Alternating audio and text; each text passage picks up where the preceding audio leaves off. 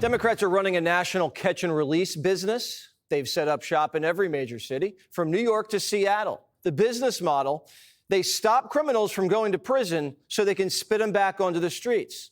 It's a revolving door of injustice, no matter how many dead bodies it creates. From Lake and Riley to Iryna Zarutska, Democrats won't ever say their names or show their faces, but we will. For far too long, Americans have been forced to put up with Democrat-run cities that set loose savage, bloodthirsty criminals to prey on innocent people. In Charlotte, North Carolina, we saw the results of these policies when a 23-year-old woman who came here from Ukraine met her bloody end on a public train. A beautiful young girl that never had problems in life, with a magnificent future in this country. And now she's dead. New surveillance video and extreme caution. Viewer warning shows Iryna just seconds after getting slashed in the neck. She looks confused. She looks vulnerable, heartbroken. Iryna didn't die immediately. She suffered and then collapsed to the floor, unconscious in a pool of her own blood. She came to America because she thought she would die in Ukraine, but she died here. She is a refugee. She literally came to the United States from a bomb shelter in Ukraine to escape the war, and she was going about her day. She was coming home from work on a light rail train, like all of us do all the time, and she was brutally murdered. After Iryna's death, the embassy in Ukraine called and said, "We'll help you bring her home." And her family said no. They said she loved America. We're going to bury her here. So I think we can give her an America to be proud of. As Mr. Barnacle said, something here is broken, and we're here to fix it. She was working, she assimilated, but her American dream got cut down on a train. The feds are tacking on a terrorism charge, and DeCarlos Brown, the killer, is facing lethal injection. And there's a bill in play to add options, electric chair or firing squad. But the media says we're just cherry-picking cases to find a white George Floyd. They've been looking for opportunities to make this some sort of like reciprocal George Floyd situation. And that's the part that I think he's almost giving away the game. And it's sad to see a lot of people going along with it. Big difference here. We're not rioting. And Floyd was no choir boy. Iryna was an innocent angel. And Floyd's death was unintentional. Here, there's no doubt DeCarlos was there to kill. And he's not just one bad apple. There are a lot of DeCarlos Browns running around. DeCarlos had 14 priors. Wake County, North Carolina, just a few miles away from Charlotte. There's 800 people with 14 or more priors, just from the last decade. Some of them racked up 50 to 70 arrests apiece. And this isn't for jaywalking. Almost all of them have assault charges. They're violent. Yesterday, another North Carolina man, Julian MacArthur, with 30 arrests, stabbed a woman with a drug needle while he was out on probation. Alexander Dickey, 30 years old, 40 arrests. He was just let out of jail and shot a college girl in the ribs, and now she's dead. The dad wants the death penalty. Logan would want him dead. He is the prime candidate. He checks all the boxes. He rings the bell. He's graduated every step of the way from his crimes.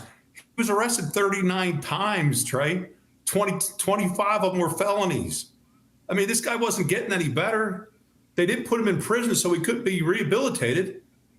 So, why not? Why haven't they made a statement that they are seeking the death penalty now? I don't understand. It's been 4 months last week that my daughter was executed. It's not just North Carolina. Every major city has DeCarlos Browns. In Baton Rouge, Anthony Jelks Jr., he had 6 arrests in 6 years, from firearm charges to domestic abuse. And he was let out of jail, put on probation, and then raped a 4-year-old. Gave her an STD. New York City. Remember Michelle, the woman who was arrested over 97 times? I went to Bloomingdale's. Okay. Bloomingdale's, and I stole. I professionally obscured some items consisting of polo and Ralph Lauren. You got a pretty nice shirt on. Did you steal that shirt? Did I obscure this shirt? I sure did obscure this shirt. Will you steal even now that you're out on supervised I have release? to give me an outfit, Okay, so you're going to go steal it. so I have to go work. Work is stealing. I don't call it stealing. I call it professional boosting. So what are Democrats doing to stop it? Nothing. Kami Mandami in New York wants to empty the prisons. The police can arrest these bad seeds all weekend, but it means nothing if they're out of jail by Monday. Dumb DAs and DEI judges are just unleashing career criminals like DeCarlos onto the streets, and every time someone gets killed, they say, oops. The woman that let DeCarlos Brown walk with no cash bail, guess who she donated to? When Brown was arrested yet again in January of this past year, a Democrat judge, who I will add was a strong supporter of former Vice President Kamala Harris, released this insane criminal once again without requiring him to pay any bail. He simply had to sign a written promise to return for his court hearing. The White House says this is Teresa Stokes, a Harris donor who doesn't even have a law degree, but just made a career criminal and a schizophrenic who beat his own sister when he was out on parole. Pinky promised that he'd behave. Ms. Stokes wasn't elected. She was nominated by the clerk. In Mecklenburg County, the sitting clerk is Alyssa Chin Gary. On her LinkedIn page, she calls herself a clerk and a DEI consultant and a racial equity organizer. And her life mission? Reparations. We are here to honor them, to lift their names, and to continue the intergenerational work that we are required to do to eliminate structural racism. Ms. Stokes was nominated by Judge Carla Archie. Judge Archie is friends with Eric Holder, Obama's wingman. And Judge Archie isn't just any judge. In 2019, she was the DEI Champion of the Year. Is this starting to make sense? Did a woman die because of DEI? Just a couple months ago, a guy shot 5 people on New Year's, and Judge Archie sentenced him to a year and a half for shooting 5 people, a year and a half. This is a DEI court, and they have blood on their hands. And if the people in robes are on the same side as the bad guys, that's suicide. Are you okay with the country committing judicial suicide? I'm not. DEI died when Kamala lost. It's illegal. And releasing felons with dozens of arrests for social justice is a crime against the country. They've set up these dangerous DEI courts in cities nationwide, catching and releasing criminals to prey on innocent people. These courts need to be systematically dismantled, and that needs to happen immediately.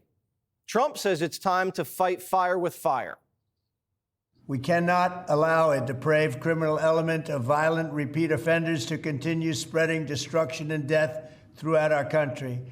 We have to respond with force and strength. We have to be vicious just like they are. It's the only thing they understand. 24 of the top 25 most dangerous cities in America are run by Democrat mayors, and it's time to stop this madness. The people of our country need to insist on protection, safety, law, and order. We have proven that it can be done. Want even more Fox News on YouTube? Become a Fox News Patriot today. Click join to find out how.